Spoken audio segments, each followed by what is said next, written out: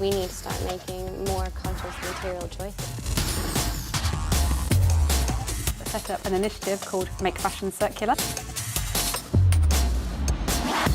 It's a tsunami of change.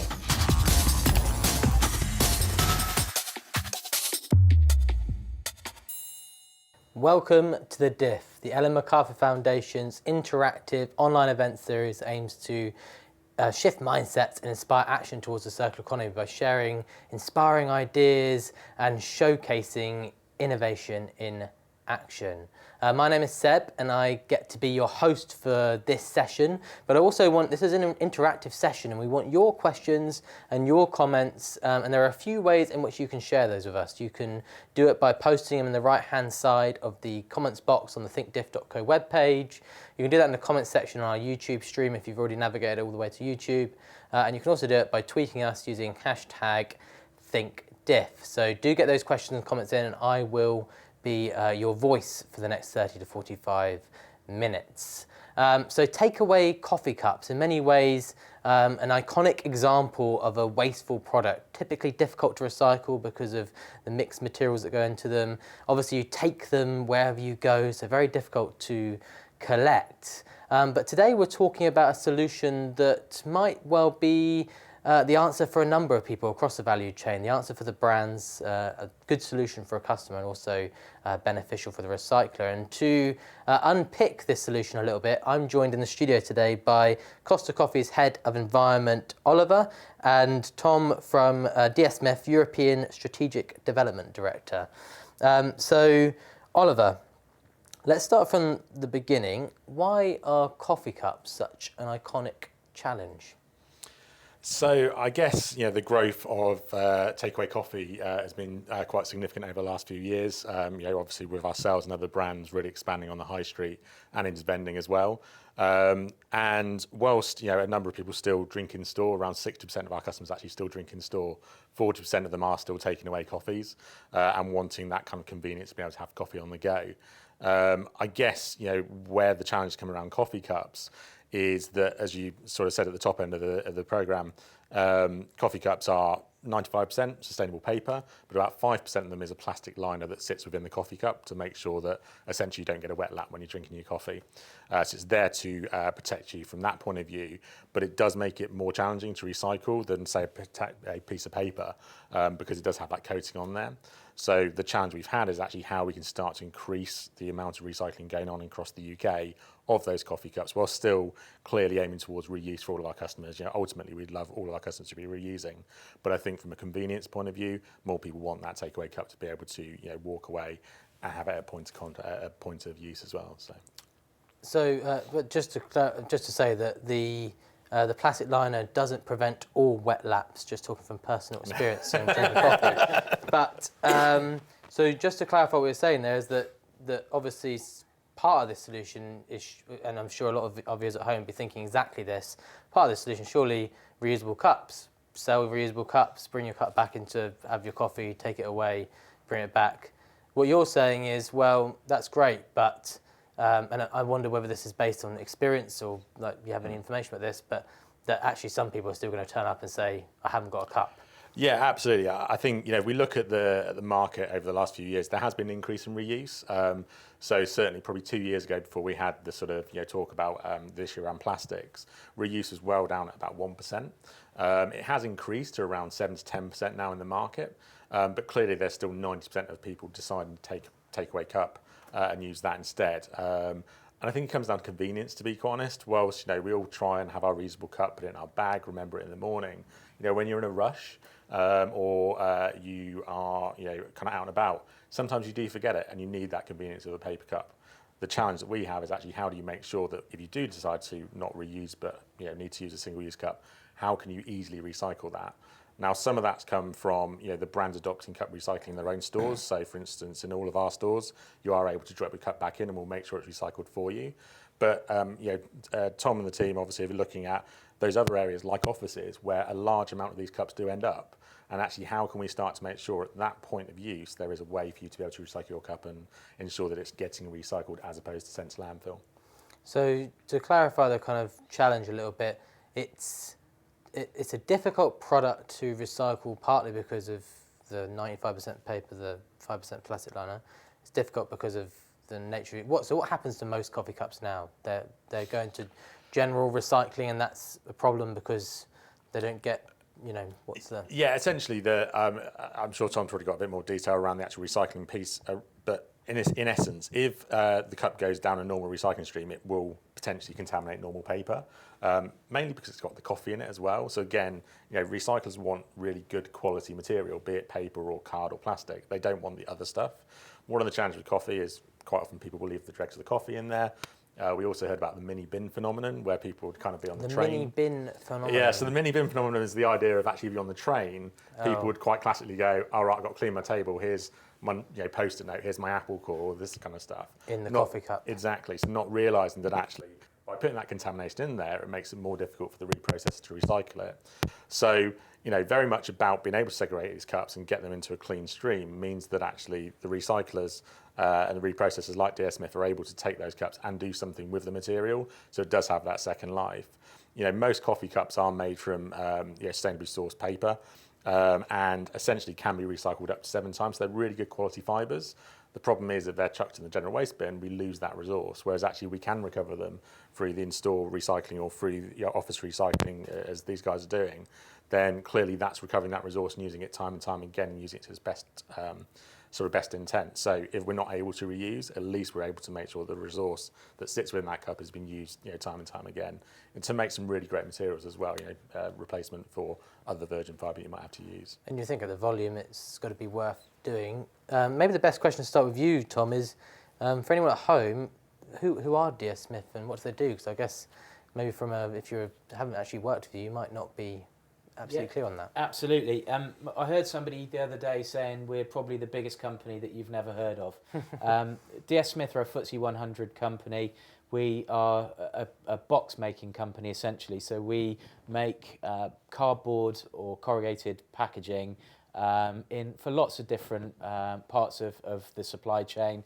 We make most of the Amazon boxes in the UK. So everyone who's buying products from Amazon get those brown boxes through to their home. That's probably been made by DS Smith. We also make packaging for a lot of the big brands.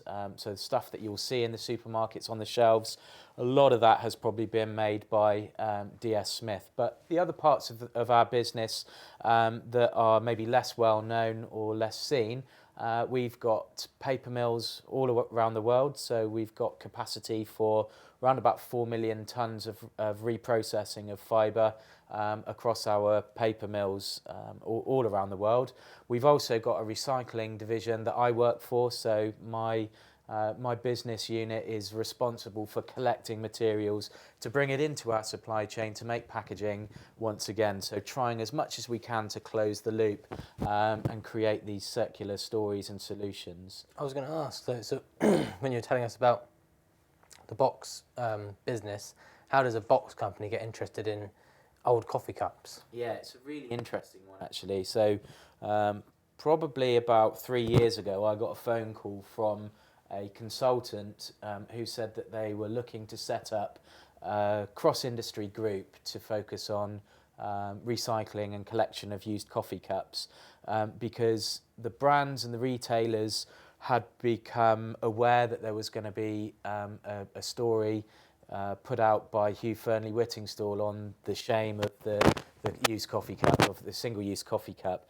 And we had been, as a business, we've been saying for years, items such as coffee cups and sandwich wrappers that have got multi-material and potentially food contamination are not suitable for use in traditional paper mills.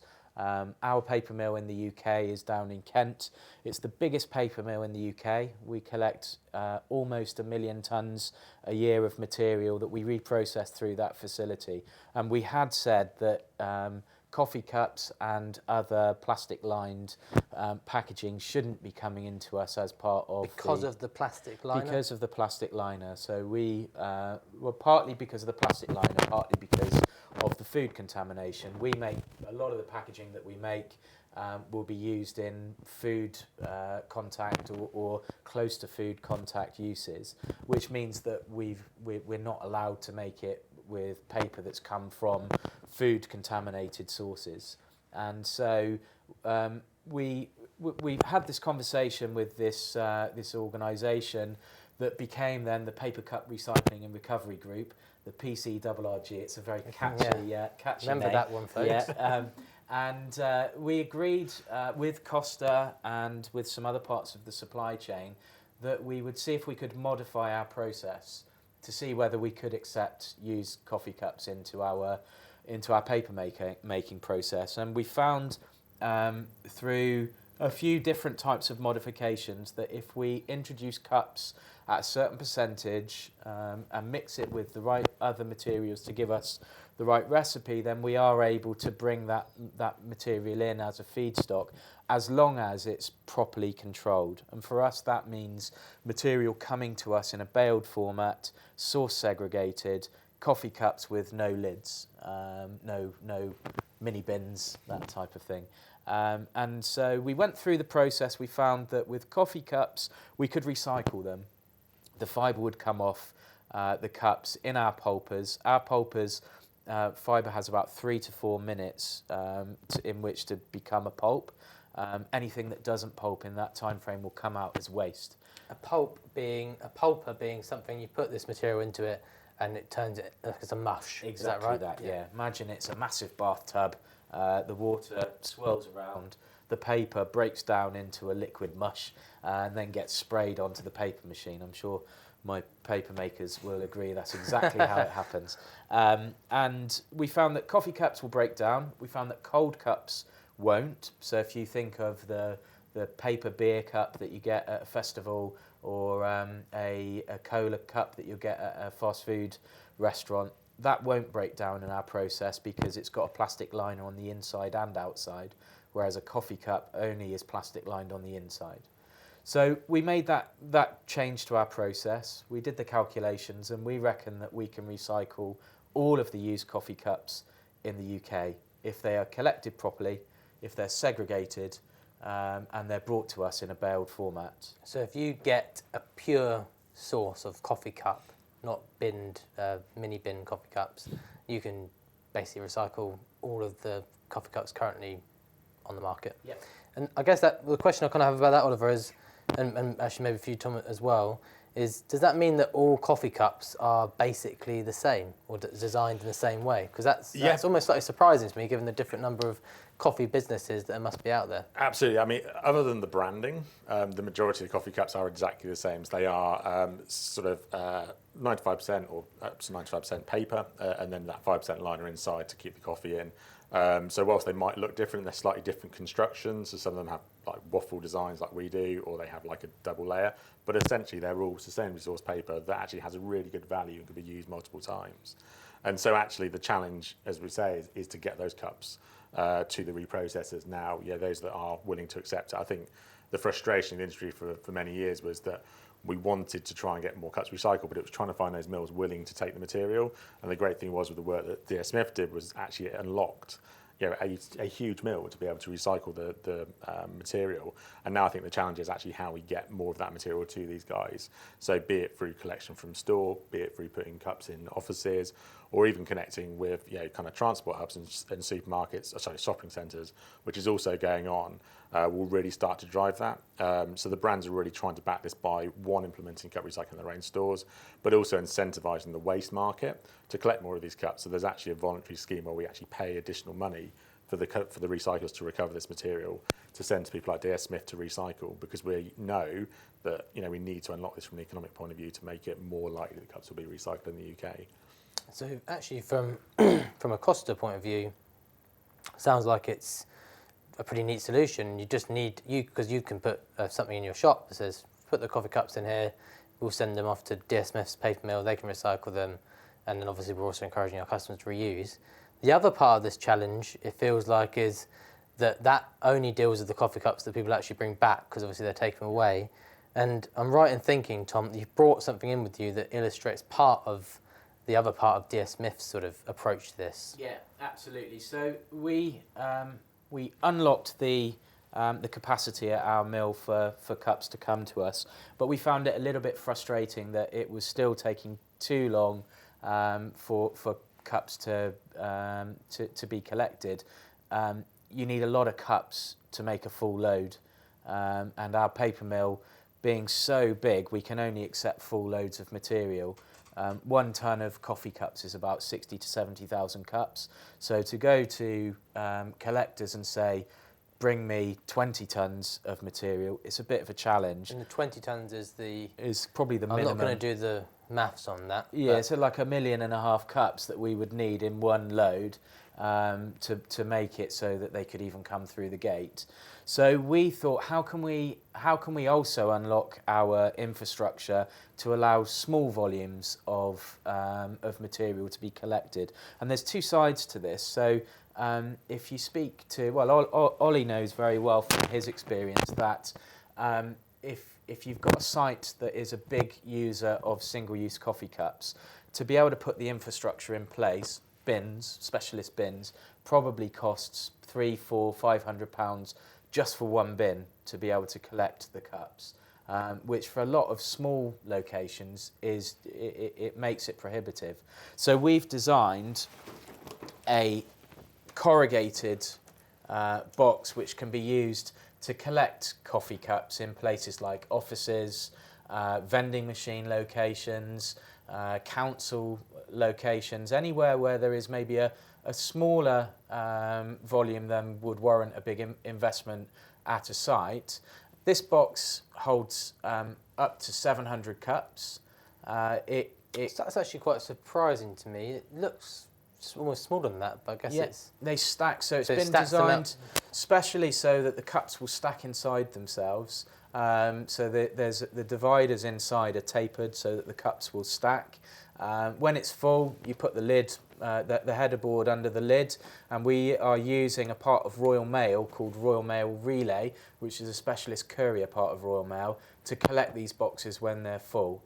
We think this is a really great solution because it utilises an existing supply chain, the empty back leg of an existing supply chain. So we're not putting additional vehicles on the road, and this gets then to come back to our depot, which is attached to our paper mill. So then we can bulk these up at our depot. When we've got enough, then we can create the bales that can then go over into the paper mill to be pulped. This box can go in with the cups, so the whole lot will be repulped, made into new paper, and potentially this box, this is made from 100% recycled paper, so this could be made from coffee cup fibres in the future. And so a business basically a business signs up to the scheme, they get a box, they fill it up, they send it back to Royal Mail Relay, and then they get another box. Yep. And it's quite simple. Yep.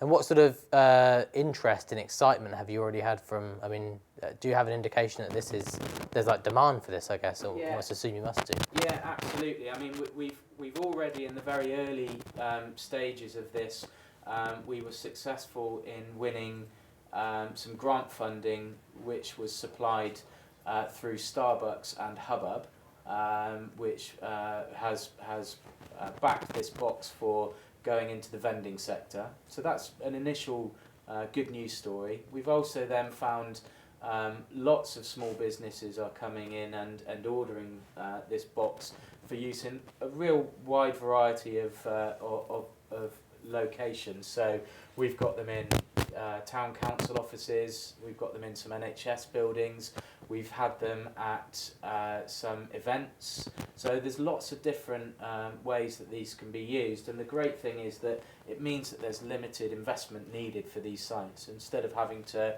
spend 400 quid on a bin, they're able just to use this product and fill it up and send it back using Royal Mail. So it's an infrastructure that people are already aware of, and the drivers are probably already coming to the site anyway. So I guess it's a nice story, like just a feel-good recycling story, I guess. What's the business side of this? Like, how does Costa benefit from this? How does DS Smith benefit from this? It feels like they're both serious businesses. There must be, that side must have been considered somehow. What does, and especially there was a question online that came in that said, well, if all coffee cups are made the same, who gains competitive advantage from the coffee cups coming back, or what's that picture? I'm not sure anyone necessarily gains competitive advantage. I think it's a license to do business. Essentially, we have customers who are using these cups, and I think it's the right thing for us to do to make sure that those customers can, as easily as possible, recycle those cups if they don't reuse. And so, actually these kind of initiatives are great because they are, industry-wide. They are backed by, multiple brands, because we all recognise that if there was an easier solution, we would go down that route. But at the moment, if someone doesn't reuse and uses a single-use cup, the paper cup is one of the most effective ways of delivering single-use on the go. So therefore, actually, if we can work together as an industry to drive more points for recycling, be it in store or be it in transport hubs or offices, that's only got to be to the benefit of the wider business. To the consumers to be able to recycle as well. So I think it's very much competitive advantage. I don't think it really exists in this area. I think it's more about this is the right thing for our brands to do, and we will always continue to look at new innovations to try and find that better cup that isn't as impactful. But the challenge is we have the cup we have, and we need to try and make sure that we put the right systems in place to make it convenient for consumers to be able to recycle wherever they go. And I think offers are a great example where we know customers will have that coffee morning in the coffee in the morning. They'll have that coffee in the morning and they'll walk to their office, and actually having this point there is really great because it allows them a point where they can actually dispose of it and know it's going to be recovered as opposed to sent to the wrong place. We did a survey when we launched the box, and we found of the people that we surveyed, 46% of them said that they have a reusable cup, but only 12% of them use it. So that means that all of these people are using single-use cups and probably throwing them into the general waste. We also were told that of the people that we surveyed, more than 60% of them would take a coffee cup from the high street into their office, and if there was somewhere that they could recycle it, they would. So it's really about trying to tap into that market, as you said right at the top, where these cups are just going into landfill or incineration. And the fact is that once they get into it, even if they get into a mixed recycling stream, I did some trials at a recycling facility where we ran coffee cups, loose coffee cups, up the conveyor belt just to see what would happen. And every single coffee cup seemed to go into a different place. Some were recognised as plastic, some were recognised as paper, an awful lot were recognised as nothing and just went into the incineration pile. So it's about trying to be able to capture that material, source segregated, and giving it a chance to have a second life. And the benefit to DS Smith is that they then have that as material inputs into other products, or? Yeah, I mean, actually the reality is that the fibre in coffee cup is less interesting to a traditional packaging paper mill like ours than the paper that it's made of. We make generally brown paper for brown boxes, and so the feedstock that we would prefer would be a normal brown cardboard. But because of our size and our scale, and because of our sustainability commitments, we want to be providing this kind of support to consumers and to society generally, because we think it's important. Brilliant. So I've got a few more questions coming in and a few more questions of my own, especially around, the interest in the idea, the bit about the industry collaboration that we kind of touched on. But before we do that, this is day 3 of a 5-day event, and there's lots of things that have already happened. There are lots of things that are still to come, and a couple of my colleagues, Piers and Leo, are going to tell you a little bit more about what's coming up.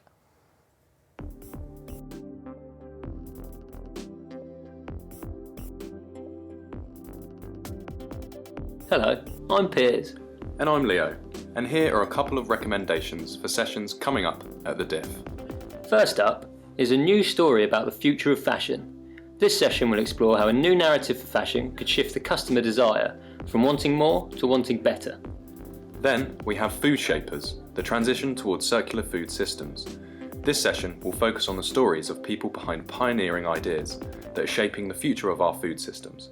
and will include case studies from around the world. Don't forget to use the hashtag ThinkDiff on Twitter to comment and join in with any discussions. You can catch up on anything you missed and find the full schedule at thinkdiff.co or on the Ellen MacArthur Foundation's YouTube channel. That's a goodbye from me. And that's a goodbye from him. Back to you in the studio. Thank you very much, Piers and Leo. Very much the next Ant and Dec of the diff. So we've talked a bit, we've kind of given people another picture of what's happening here and hopefully explain why it's really needed and apt. A couple of great questions coming in online. One question that's come in that's maybe a clarifying question is, what about the lids? What happens to the lids? Because I think you mentioned, Tom, that that you can't actually take this back. Is that still an outstanding challenge that needs to be solved? I mean, the lids generally in the UK are polystyrene and or hard polystyrene. So recyclers will take plastic recycling for polystyrene, but clearly we are also looking at that. Are there better solutions for that? One of the challenges is that actually coffee is hot, and therefore there are only certain materials that work well and sort of stand up to you being able to enjoy your drink. So again, that challenge has been tackled by the by industry. But yeah, essentially they can go into the plastic recycling, although one of the challenges in the UK more broadly is actually the inconsistency around what is recycled in the UK from a material point of view. So that does create some challenges in certain markets. And certainly it's a question that I get asked again and again with the box solution. We need to take their lids off. Yeah, presumably. exactly. We are a paper making company. It's going into a paper making process. We can't make paper out of polystyrene, so we are asking our consumers to dispose of the lids in the most appropriate way at their site. It was interesting what you were saying, Oliver, just before we went into that break, where the question about competitive advantage. It sounds like this area, maybe more than other parts of the business, is an area of actually collaboration between even the biggest players, which isn't something that's typically associated in the coffee industry, I guess. Is that true? I mean, do you talk to your rivals? Absolutely. I think this is a challenge that we all face because we've got exactly the same product and exactly the same challenges. It seems crazy for or other brands to go out and try and do it themselves. And actually, this is a whole supply chain issue. So whilst we, can play a part in trying to deliver this, we need, the paper mills, we need the waste processors to collect these cups, and we can only do that by collaborating and working together. So, there are examples like, as I say, the Valpack scheme, which we launched as Costa about a year and a half ago to essentially incentivise the waste contractors to collect coffee cups to be taken to people like DS Smith. What is that scheme? So essentially what we do is when a ton bale of coffee cups is collected, as well as the the waste contractor getting paid a value for that material, they also get an incentive from the brands. So we've actually put money into a system where they actually get paid additional money for it, which therefore makes it more economically viable for them to collect those coffee cups and essentially recover them. It was started originally by ourselves as Costa, but actually it's now being funded by a number of the major brands, so including McDonald's, Press a Manger, Cafe Nero, Burger King, and Greggs as well. So again, the industry's recognised that actually, we need to put more money into the system to try and get more stuff recycled. So that's one example of great collaboration. But even more broadly, we've had a number of campaigns done through people like Hubbub, where we've done things like the Square Mile Challenge, where we put coffee cup recycling on the street through offices, etc. We've just got 2 campaigns up in Swansea and Edinburgh just kicking off around coffee cup recycling to raise awareness to the consumer. Because the challenge now is a lot of the infrastructure is growing, so we've got the cup recycling in stores, we've got the ability to start adopting it in offices. The challenge now is actually letting people know about that, so they can actually start to put those systems in and can actually start to use those places where they can recycle. And that's the biggest challenge we now face. So we're looking at different ways of communicating that to our consumers. So if you look at our cup, it will actually say down the spine of the cup, please return me to store. So at least people know where they need to take that cup to get it recycled, where we can guarantee it'll be recycled. In the longer term, we'd love to get to a point where we say, please recycle me, and they can go to their office, go to the transport and recycle it. That's where we want to get to as an industry, but that's only really going to happen if there's a collaboration across the whole supply chain to start delivering that, because quite often we don't own those waste systems. Yeah. It's operated by a landlord or an office company or whatever it might be. And I think the point on collaboration is a really valuable one, because I'm convinced that there will be lessons that can be learned in other parts of the on-the-go supply chain from the coffee cup sector. The Paper Cup Recycling and Recovery Group, the PCRRG, are genuinely a cross-sector group. You've got coffee cup manufacturers, you've got the brands. Most of the brands are taking part in that group. You've got the reprocessors, you've got collectors, so it covers the whole supply chain. And the meetings generally will be very open, looking at ways of trying to solve the problems that are coming up, whether it's reuse, whether it's reprocessing, whether it's consumer behaviour, whether it's marketing. All of those types of things are kind of addressed across the supply chain, and it's quite refreshing. And the industry collaboration that Oliver's speaking about must make it even more sort of appealing or fertile ground for DS Smith in terms of feeling like you are going to get the volume and you're going to have enough partners to make this a sort of viable thing for you to do. Yeah, it certainly it allows us to try things, I think. So the initial trial that we did with the material with Ollie and his team a couple of years ago was really, that was the start of things. And now if we want to test new things, then having that kind of cross-sector group allows us to do those things. Right, Tom, I've got a question in from the audience here, from Scarlett, and she's used a word that I am not sure I can pronounce, and I'm not sure I know what it means. Okay, so sounds a bit scary. Just so you know, I know you said, so the question is, to use a living systems metaphor, it strikes me that DS Smith are the ultimate detritivore, feeding on the waste of others. Have you ever been called that before? And I think she's touching on a broader point here about how no one company is going to have the solution for this. So I guess players like you are super crucial for maybe providing some of that harmony. Yeah. Is it detritivore? Have you ever been called a detritivore? Is it a compliment or an insult? I'll take it, whatever it is. No, you're right. A big part of what we're trying to do is creating packaging for products that people use every day out of old materials that would otherwise be discarded. We, as a business, we collect for recycling more materials than we put onto the market, so we call ourselves a net positive recycler. And it's crucial for us that we kind of own that space.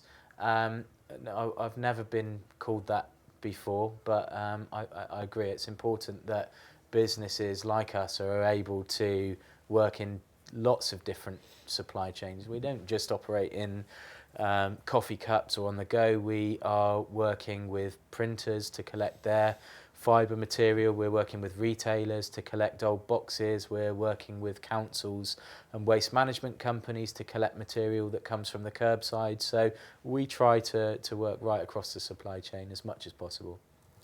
Had a question in from Freya, and I guess she's asking about the design of the coffee cup, and her question is basically, is there not a better way to design a coffee cup, a biodegradable solution or a single material solution?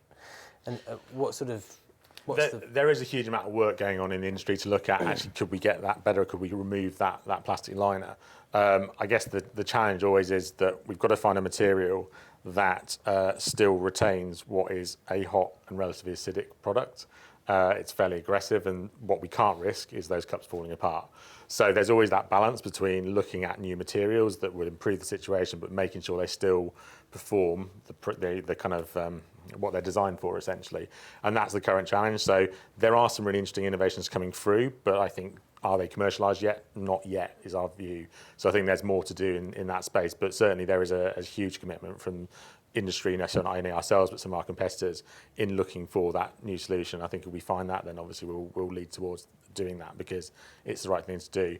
However, I don't think it will necessarily change the fact that we will need to have recycling systems that easily recover these materials, because you can have the most recyclable cup in the world, but if someone chucks it in the general waste bin, it's still going to go to general waste. So again, whilst we need to look at the product, we also need to look at the systems behind it to make sure we can recover those and recover the material that's in there as well. I also think we need to be really careful when we talk about biodegradable materials, because there are products out there that have got a kind of biodegradable plastic called PLA, and it will biodegrade, but only in industrial style composts. So there are other mill, more specialist mill types where having a biodegradable cup would make the whole feedstock of coffee cups unrecyclable. It's not so much of a problem in a traditional paper mill like DS Smith's, but at some of the other paper mills like James Cropper's that take a lot of the Costa cups, if there were PLA cups going into that, it would ruin the process. So just saying that there's a kind of greenwash about this biodegradable materials issue. If you see that something's biodegradable, then you need to be really sure it is going to go somewhere where it can biodegrade. They're not suitable for anaerobic digestion, which is where a lot of food waste goes nowadays. They're not suitable for some recycling streams. So actually, in some of these cases, you're doing more harm than good. I'd also argue, I think, to biodegrade is essentially to lose the value in that material, whereas actually we can recover it and recycle it, then actually that material can be used multiple times. Those coffee cups, the material they're made from can be recycled and reused over 7 times. So why would we collect them and then just send them straight to ground, as opposed to being able to use that material time and time again? So for us, it's about focusing on recovery and actually making the best use of the materials we're using if we are having to use a single-use item, essentially. This speaks very much to a question we had in just as you guys were going into this, which says, how does this compare to compostable cups? If not clearly labelled with these options, cross-contaminate the bundles? And I guess the answer is yes, they can. Yes, yeah. Potentially, yes. Yeah. I want to talk about, this is a UK-based project, exclusively UK. Is there anything specific about the UK that makes it a really fertile ground for this? Is there inspiration from this that can be taken for other markets, other countries, other regions? I think the issue was raised in the UK 2 years ago when there was a lot of noise about the recyclability of coffee cups, and that definitely raised the bar in terms of why the UK has accelerated against some other countries. But definitely we're seeing a growth of kind of how we could recycle and do more outside of the UK. So I mean, certainly we, and I know other people, get a lot of questions about how do we start to set up these systems, how could we start to do this in other countries? And clearly we have an international footprint, and we are looking at ourselves to think, how can we start to guarantee we can get those cups recycled in other countries who operate? So I think there's some really good learnings that can be taken from the UK, especially around collaboration, which I think has been absolutely key to this. And it's cross-supply chain collaboration as well, is what's driven the activity that's happened over the last 2 years to where we've now got to. And we are seeing shoots of other countries starting to open up their doors. I know there are various things going on around other mills looking at, could they also recover coffee cups as an option, and actually how would you do that, what systems would you need to put in place? So yeah, definitely a very live conversation that I think could be spread much further in the UK. And for us, DS Smith have got paper mills, as I already said, quite a lot of locations around Europe and also over in the US. And we've recently started a trial at our mill in the Netherlands, which is live right now. So we're in the middle of that trial. Initial results suggest that we'll be able to roll out a similar solution over in the Benelux.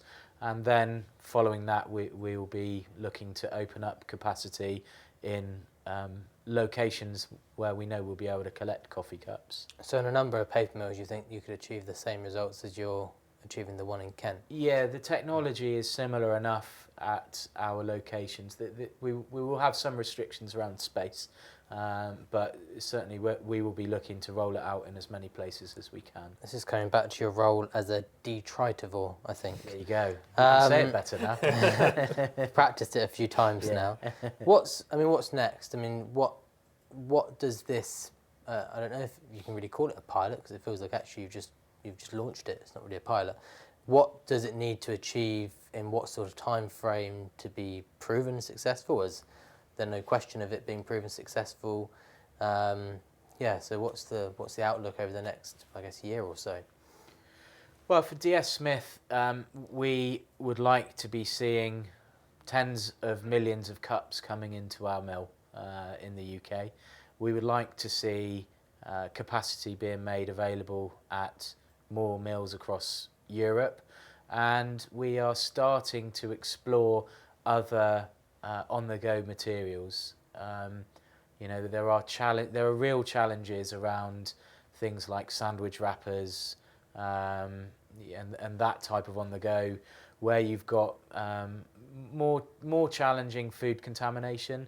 One of the things that we were able to change in the early days of the coffee cup trials was coffee cups used to be classified as food contaminated. In the UK, they're now classified as food stained, and that distinction means that we're able to put them into a traditional paper making process.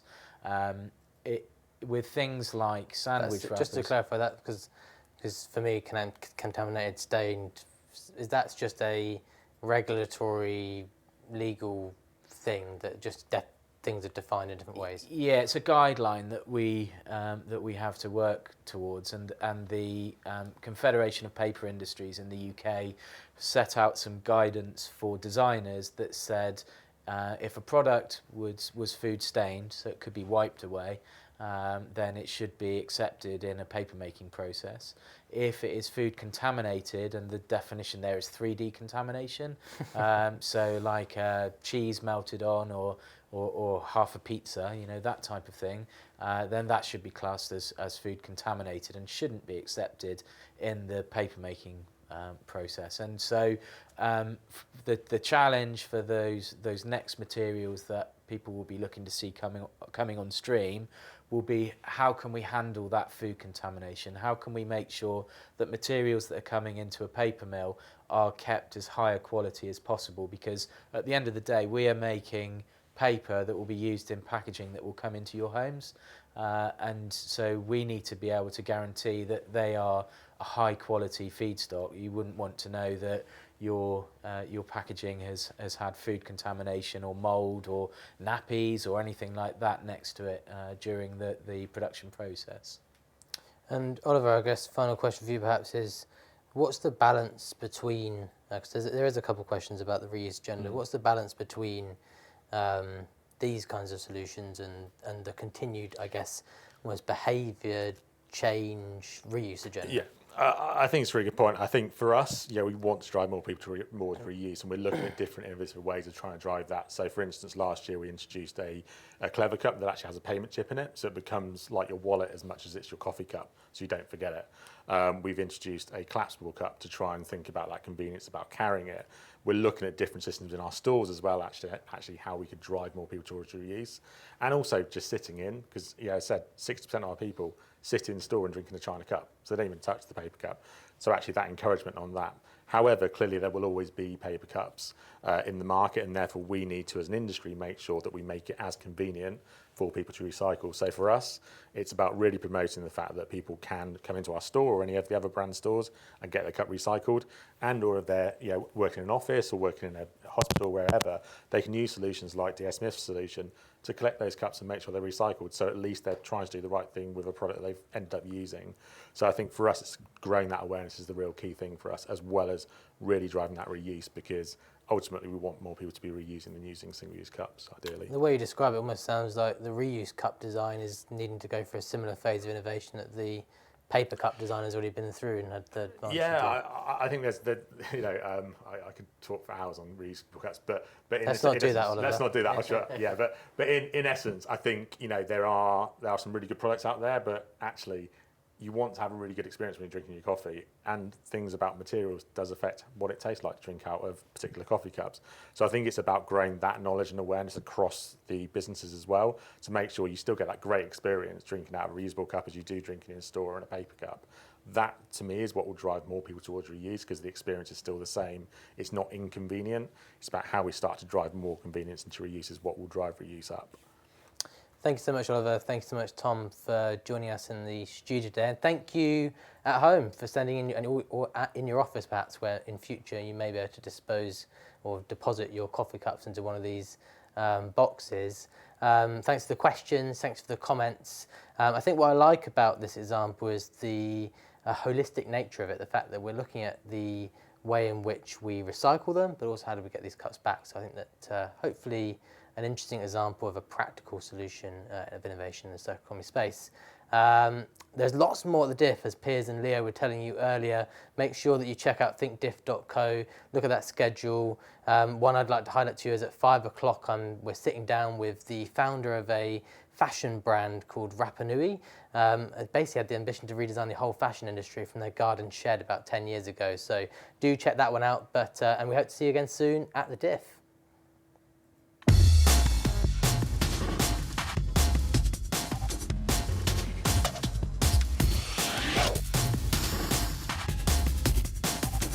We need to start making more conscious material choices.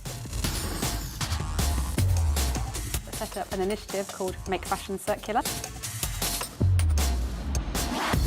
It's a tsunami of change.